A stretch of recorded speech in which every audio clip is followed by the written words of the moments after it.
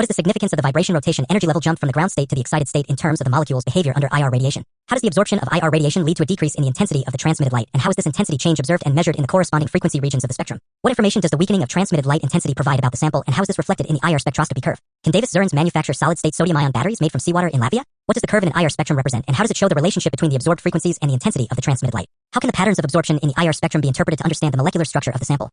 What specific aspects of the sample's molecular vibrations and rotations can be studied through IR spectroscopy?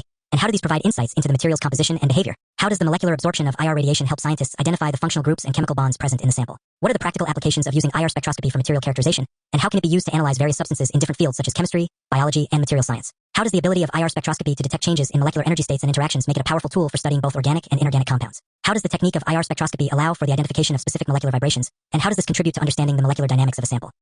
How do the results of IR spectroscopy provide detailed information about molecular bonds, interactions, and structural features which are essential for material identification and analysis? What factors influence the accuracy and sensitivity of IR spectroscopy in detecting molecular changes, and how can these factors be controlled or optimized for specific research needs? What does the percentage transmittance, T%, represent in IR spectroscopy, and how is it recorded? What is the relationship between transmittance and the wave number or wavelength in an IR spectrum? How is this data used to generate the IR spectrum, and what purpose does this serve in analyzing a sample? What are the main uses of the IR spectrum, and how does it contribute to identifying compounds and characterizing their molecular structure? In what ways can IR spectroscopy be used for quantitative analysis of materials, and how does it provide valuable information for scientific research? What are the essential conditions for generating an IR spectrum, and why are they important for the accuracy of the results?